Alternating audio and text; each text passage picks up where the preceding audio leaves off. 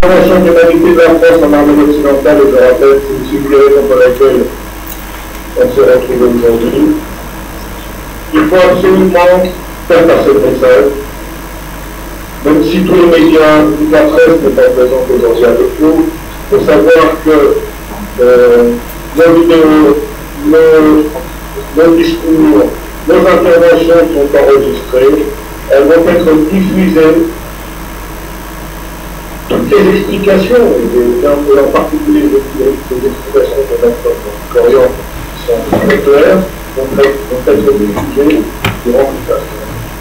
N'hésitez pas à vous mobiliser dans un cadre, comme vous savez, vous savez le faire, donc on peut mettre en place le faire. Et je vais ouvrir maintenant la parole au débat, mais je vais vous demander je pense 5 questions maximum. Alors, je sais qu'il existe, on a déjà des questions qui viennent de l'étranger, parce que la Russie en particulier suit attentivement tout ce qui se passe. Et on a une question de la part d'un organe d'information russe, mais je vous demande, si vous avez des questions, de les transmettre à Moulay, pour qu'ensuite Moulay puisse nous les lire et préciser exactement votre interlocuteur, afin que les choses soient correctement organisées, qui se répondent comme il le faut à vos questions. Je vous remercie. 2 minutes. Est-ce qu'on est prêt? Si vous avez des questions, vous pouvez les papier.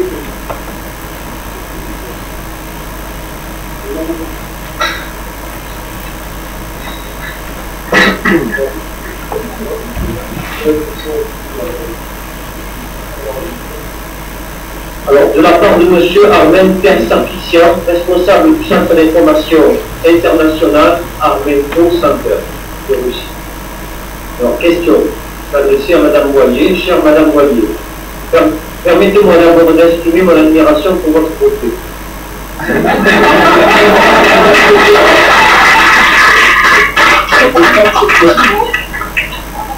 Ce n'est pas mes paroles, mais on passe également. Également la même chose. Bon, on revient à ce que je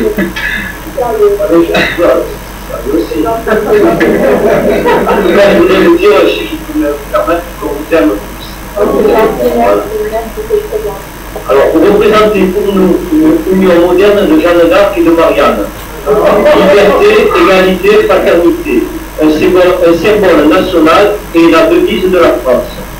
Votre présentation à l'Assemblée nationale sur le projet de loi pénalisant la négation des génocides et les menaces ultérieures reçues n'ont pas ébranlé votre désir de justice.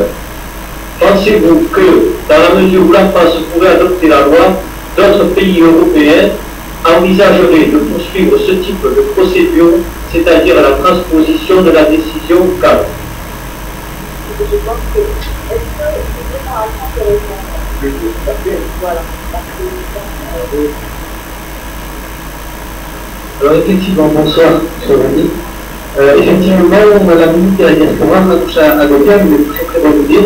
Donc elle viendra à Marseille le 24 et 27 février, accompagnée du ministre des Affaires étrangères, M. Lacandion. Ils ont invité tous les avocats d'origine arménienne d'Europe.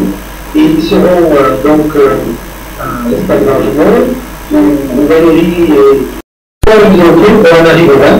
Et je pense que cette loi va se décliner dans tous les pays européens. Je crois que c'est très très bien. Je voudrais juste dire quelque chose de. C'est vrai que c'est un moment historique. Dans un moment historique, nous avons été chanceux.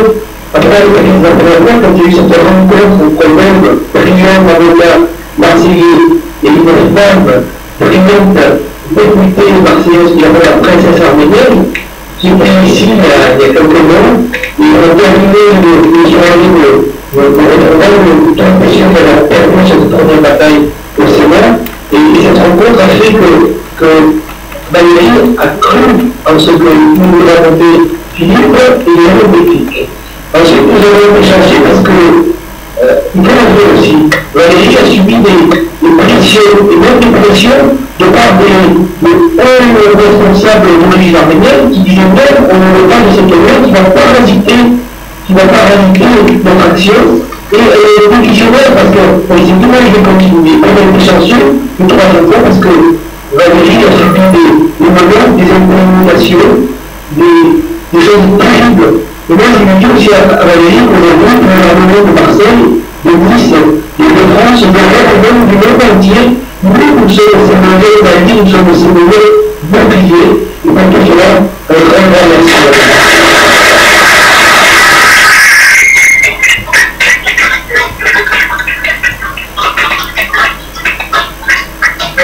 Merci pour votre réponse, M. Barakian. Donc, nous allons passer à la seconde question. La seconde question est posée par Ahmed Tafizia. Comment se fait-il que le rapporteur au Sénat est contre le texte qui le représente? Qui l'a choisi? Pourquoi? À qui adresse la question? À Valérie Boyer aussi. Monsieur Tessier peut-être?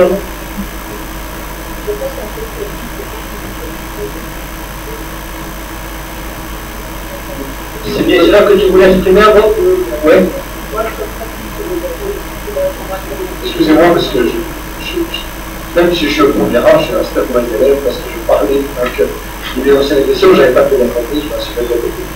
Alors, le fonctionnement des assemblées, que ce soit le Sénat ou que ce soit l'Assemblée nationale, est identique. Donc, si vous voulez, dans chacune des assemblées, il y a des commissions. Et il y a des présidents de commission. J'en suis. Je préside la commission de la défense. Ça, c'est sur quoi faisait allusion tout à l'heure. Donc, si vous voulez, le président de la commission, il y a une commission des lois, aussi bien au Sénat, bien sûr, qu'à l'Assemblée nationale. Et donc, c'est le président de la majorité, vous savez, le Sénat est aujourd'hui la majorité socialiste, qui nomme donc un rapporteur. Et bien entendu, le rapporteur, il est toujours pris, toujours dans la majorité. Nous, à droite, et les socialistes au Sénat. Et donc, c'est la raison pour laquelle c'est un socialiste qui est le rapporteur de ce texte. Alors, il aurait pu être favorable à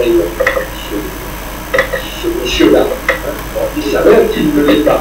Alors, est-ce que c'est pour une question stratégique, politicienne nationale? Est-ce que c'est une question de conviction de sa part? Est-ce que c'est le fruit du labeur de la commission? Parce que quand il y a un rapporteur, le rapporteur vient présenter le texte devant la commission. Le rapporteur vient présenter le texte devant la commission. Et la commission vote ou non, accepte ou non. Je dois dire que je ne sais pas le résultat du vote de la commission. Moi, je pense qu'elle l'a approuvé, mais il se peut. Voilà. Donc, ils étaient contre Armène, ils sont restés contre. Et donc, dans ce cas-là, le rapporteur s'en remet, en général, à la sagesse du Parlement. Il dit, voilà, moi, il rapporte contre, parce que, si vous voulez, le président, vous avez vu tout à l'heure, au début, celui qui présidait, lorsque Valérie ne voyait pas, il ne faut pas se tromper, son père, c'était le fils de Giscard d'Estaing, qui est aussi un député, vice-président de l'Assemblée nationale. Le vice-président dit, allez le gouvernement. Le ministre qui est là, qui représente le gouvernement, va dire avis favorable. Avis de la commission. Et là, le rapporteur va dire avis favorable. Et là, en l'occurrence, il dira, à titre personnel, je suis opposé et je m'en remets à la sagesse du Parlement. C'est probablement ce qui va dire. Je ne pas dans son secret, bien évidemment. Mais voilà la réponse, pardon. Voilà, c'est ce qu'il faut espérer, et nous espérons de tout cœur. Et je pense que c'est comme ça que ça va se passer. Est-ce que j'ai répondu à la question que vous avez posée? C'est mieux, monsieur?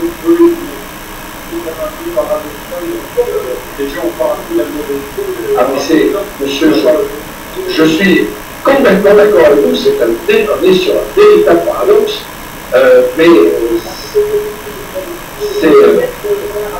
c'est assez surprenant que le Parti socialiste, qui globalement s'était prononcé favorablement pour ce texte, et nous a assez fait croire pendant très longtemps en fait, c'était nous qui bloquions, et c'était Chirac à l'époque qui ne pas.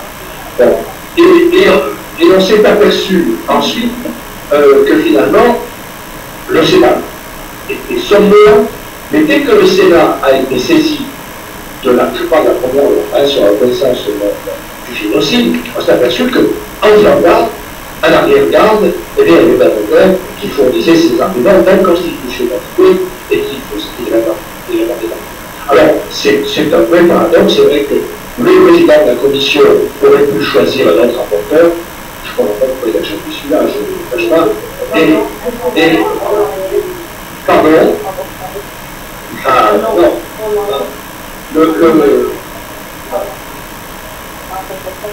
Non, ça ne se passe pas comme ça. Et en plus, si vous voulez,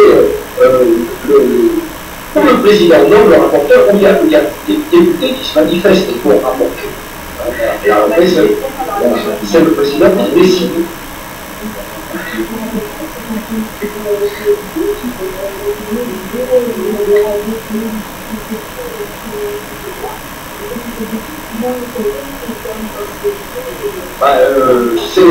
Ça a un nom bien connu, ça s'appelle le tambour argentin. Et de part d'abord, pas d'arrière. C'est très surprenant.